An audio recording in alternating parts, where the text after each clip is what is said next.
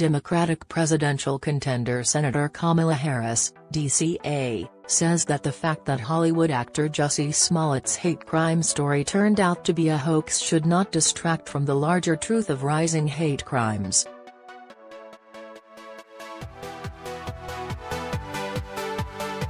When Smollet first reported January 29 that he had been attacked by two white men who had shouted racist and homophobic slurs, and who then added, "This is MAGA country," as they put a noose around his neck, Harris called the alleged hate crime an attempted modern-day lynching.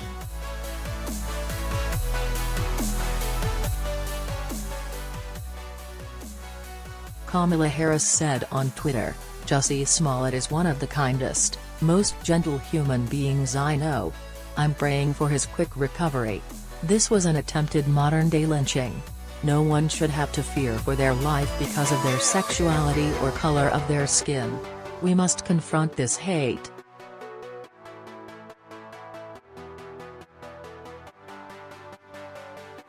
On Thursday, after Smollet was arrested for filing a false police report, Chicago Police Superintendent Eddie Johnson, who is black, blasted Harris and other Democrats indirectly for spreading the hoax.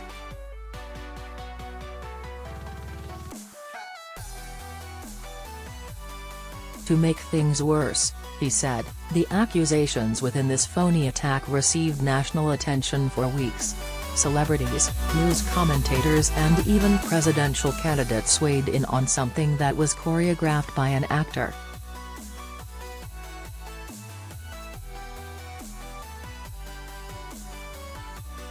Harris responded to the new developments in the story with a Facebook post on Thursday.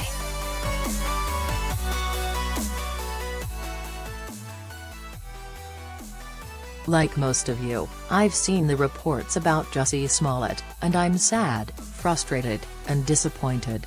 When anyone makes false claims to police, it not only diverts resources away from serious investigations but it makes it more difficult for other victims of crime to come forward.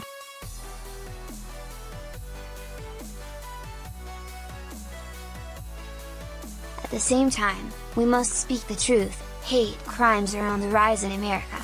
Just last year, the FBI released statistics that revealed a 17% increase in the number of hate crimes in America. Part of the tragedy of this situation is that it distracts from that truth, and has been seized by some who would like to dismiss and downplay the very real problems that we must address.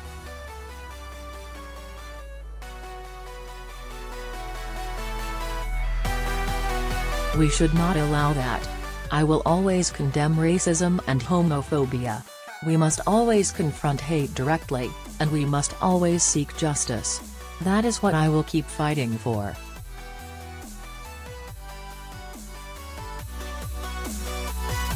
The 17% increase that Harris cites has been questioned. As Reason.com's Robbie Suave has noted.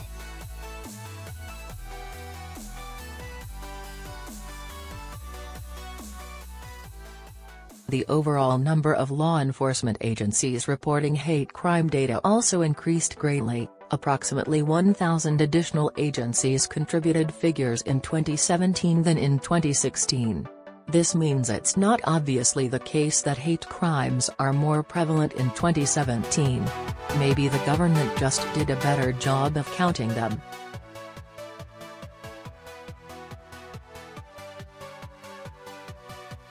This seems even more plausible when the raw totals are considered.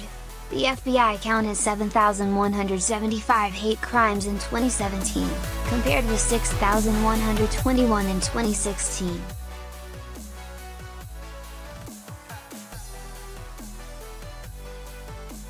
That's a difference of about 1,000. If every agency reporting data for the first time in 2017 reported just one hate crime, this would account for the entire 17% increase.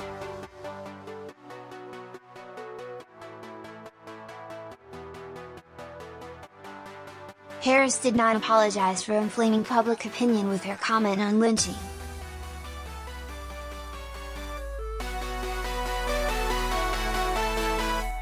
Also on Thursday, Harris made a political pilgrimage to Harlem in New York City to meet and dine with Al Sharpton.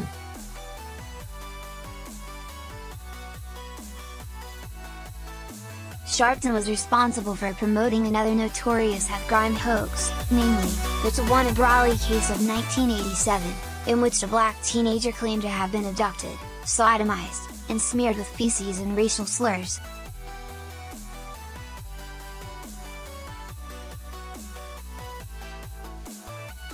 She falsely accused a white prosecutor of being one of her assailants. He later won a defamation lawsuit. Sharpton was ordered to pay damages but refused to do so, relying on supporters to pay the amount he owed.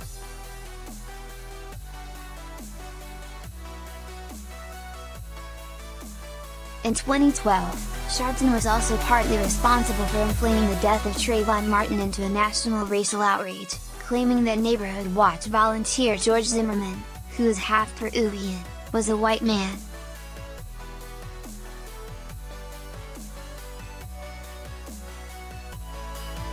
A Gallup poll released Thursday revealed a sharp drop in public perceptions of race relations, beginning in 2013 at the height of the Trayvon Martin controversy.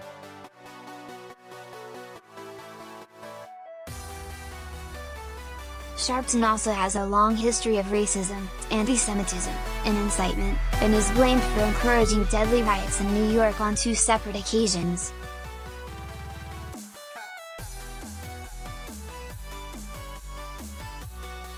Sharpton told reporters Thursday that Smollet should face accountability to the maximum if convicted.